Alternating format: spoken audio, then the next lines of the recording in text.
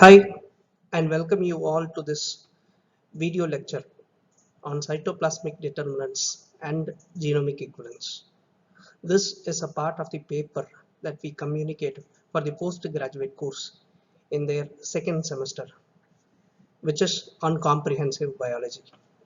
I am Dr. S. Karthik Sundaram from the Faculty of Microbiology. So this video, it deals in with the cell commitment and differentiation factors. How exactly cytoplasmic determinants aids in the differentiation of a cell during development, and what is genomic equivalence and how exactly is its concept was proved scientifically. So coming to the cell differentiation. Cell differentiation is a process by which cells become structurally and functionally specialized, allowing the formation of distinct cell types. That is, in the nervous system, different types of neurons and glial cells. The structural and functional specificity of cell depends on the proteins it synthesizes. Recently, emerging evidence has shown the importance of non-coding RNA regulation in multiple development processes, including cell differentiation. Very few exceptions, all cells of a given organism contain the same genetic information. Differentiated cells are genetically identical but express different genes. Thus, the process of differentiation involves the control and maintenance of differential gene expression. Coming to the potency of a cell depends on the differentiation factor. As and when the cell is starting to differentiate, it loses out its potency. We say potency is the term through which one cell can develop and form multitude of cells. Say for example, the embryonic stem cell is capable of developing into around 220 different cells that the body has. But as opposed to other cells, we do have other than the embryonic stem cell, we do have the somatic stem cell, which is the hematopoietic cell. For example, we do have the hematopoietic stem cell and the epithelial stem cell. When the stem cell divide, a more potent cell, what will be the case of the stem cell? As and when the stem cell is starting to divide, say for example, we have the erythroid cell or the hematopoiesis cell here. The hematopoiesis cell, as and when it starts to divide into a new cell, say for example, if it is going to develop into a B cell or a macrophages, the cell it divides into two, and one it forms a part of the group of the stem cell, that is the hematopoietic stem cell again. So more or less the overall volume or the number of hematopoietic stem cell, it still remains intact even after getting differentiated. So cells divide based on potency. What do you mean by pluripotent cell? Pluripotent cell is something where the cell is capable of dividing into all the 220 different cells that a human body could make. What about multipotent cell? Multipotent cells are developed from the pluripotent cell, where the ability or the potency of the multipotent cell has been reduced. That is, the ability of the multipotent cell is reduced to differentiate into limited number of cells. Say for example, the hematopoietic stem cell, it can produce red blood cells or the blood cells. It cannot develop into a neuron cell, or it cannot develop into a reproductive cell. That is the reason why we say that the multipotent cell is a sort of a differentiated pluripotent cell which has reduced its potency. So upon differentiation, we say that the overall potency of the cell gets reduced. So the third cell type is the unipotent cell. The unipotent cell is where it could develop into only one type of cell. Say for example, the epithelial cell. The epithelial cell, it could form only epithelial cell. If, the stem cells that are formed, that forms the epithelial cell, it could not develop into another type of cell like the multipotent cell, where the hematopoietic stem cell, it is capable of giving you more than one type of cell, whereas this unipotent cell can give you only one type of cell after differentiation. Fate and commitment. The number of different cell types in the embryo decreases as the development proceeds. Cell fate describes the range of cell types a particular cell can give rise to during normal development. Cell potency describes the entire repertoire of cell types a particular cell can give rise in all possible environments. The potency of a cell is intrinsic property and is greater than equal to its fate.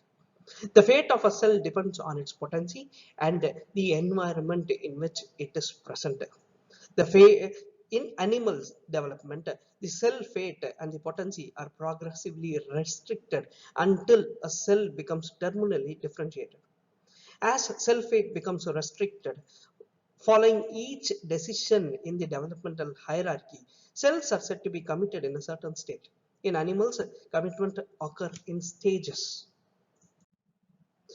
So, how exactly is a cell that is developed from a single zygote cell? Say, for example, human body contains more number of cells, but we hardly find evidence, or we hardly ensure the capacity that we each and every different type of cell, that is the 220 different cells, are developed from a single zygote cell. How exactly is the differentiation happening? We do have two different types. One is the cytoplasmic determinants that helps in committing a cell. The other one is inductive signals that helps in committing a particular cell.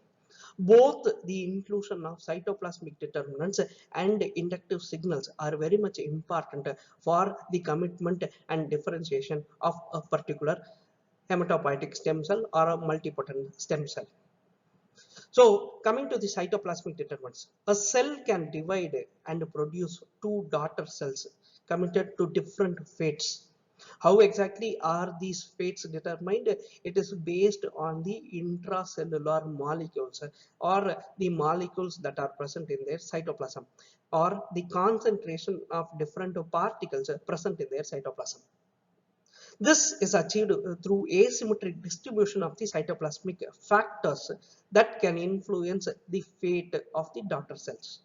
Cytoplasmic determinants are found in many developmental systems. This strategy is used frequently in early development when maternal gene products localized to a particular egg region are asymmetrically distributed to different blastomeres during cleavage. So the next concept through which a cell fate is determined, is through inductive signals. What do you mean by inductive signal? Inductive signal is nothing but the signal or the protein that is expressed by a neighboring cell will induce the other cell in the vicinity to occupy or predetermine its cell fate. So, unlike the segregation of cytoplasmic determinants, induction is an extrinsic process that depends on the position of a cell in the embryo.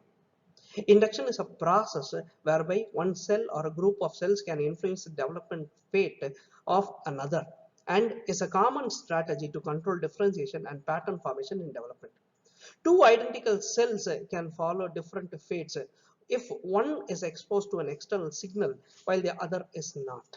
The inductive signal can be a protein or another molecule that interacts with the receptor on the surface of a responding cell.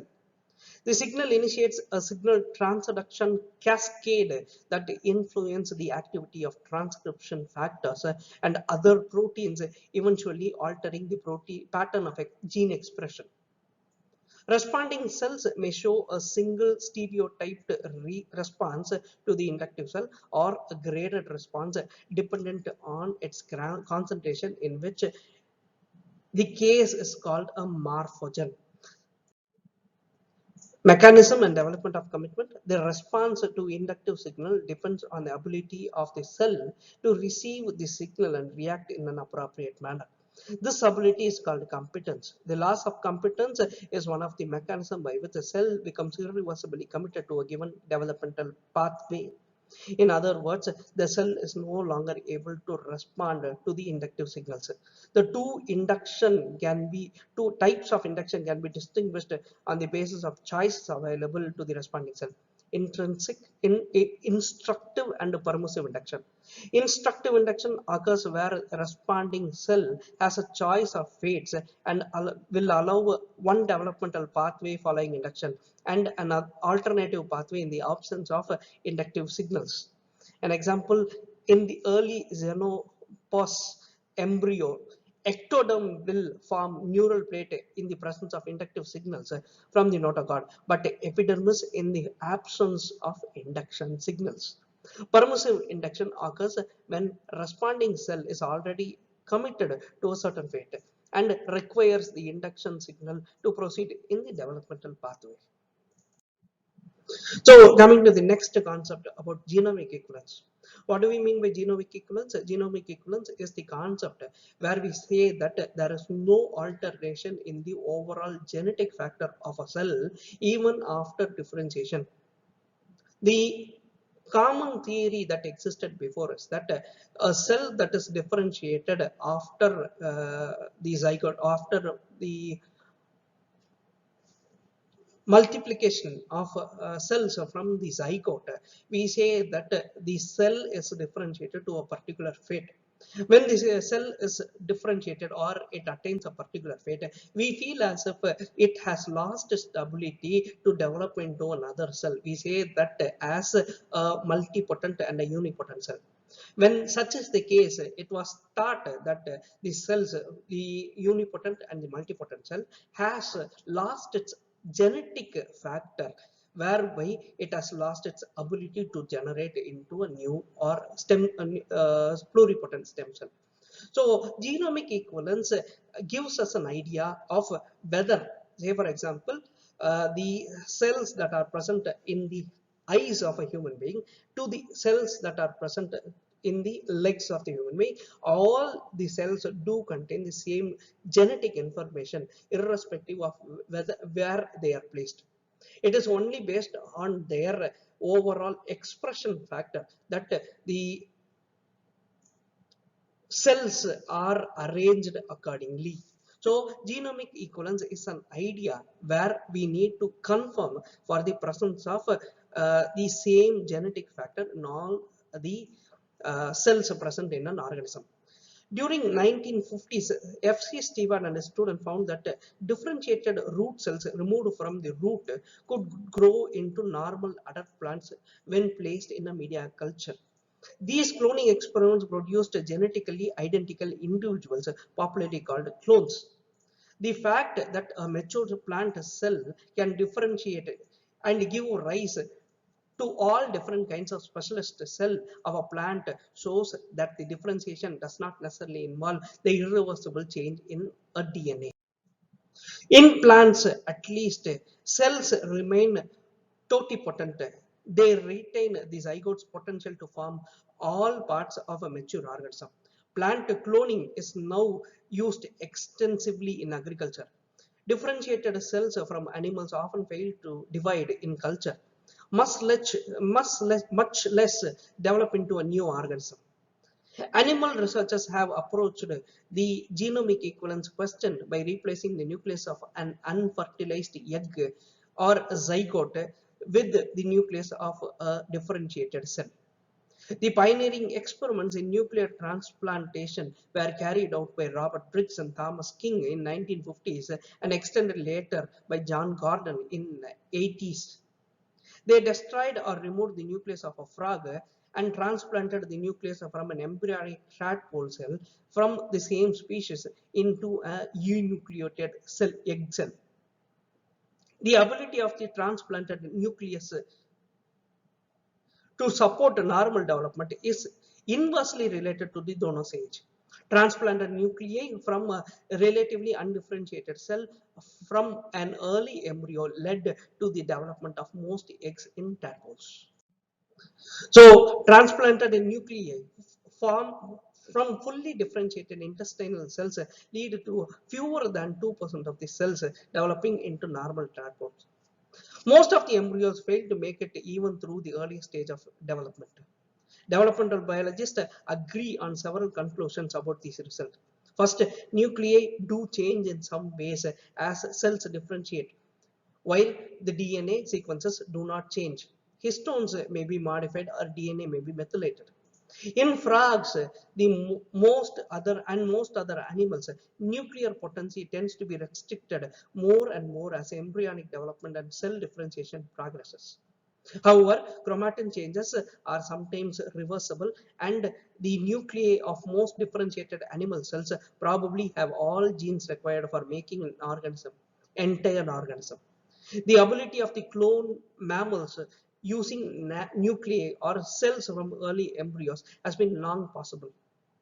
In 1997, Scottish researchers announced the birth of Dolly, a lamb cloned from an adult sheep by nuclear transplantation from a differentiated mammary cell. Dolly developed a lung disease unusually seen in much older sheep and was euthanized. Dolly's premature death was, as well as her arthritis, led to speculation that her cells were older than those of a normal sheep, possibly reflecting incomplete reprogramming of the original transplanted nucleus. The theory that all cells of an organism contain an equivalent, competent complement of genetic information. Genomic equivalence has been confirmed for most cells, but exceptions occur in some animal cells where loss, gain, or rearrangement of nuclear DNA has been observed. So that's all in this video on cytoplasmic determinants and genomic equivalence. Thank you.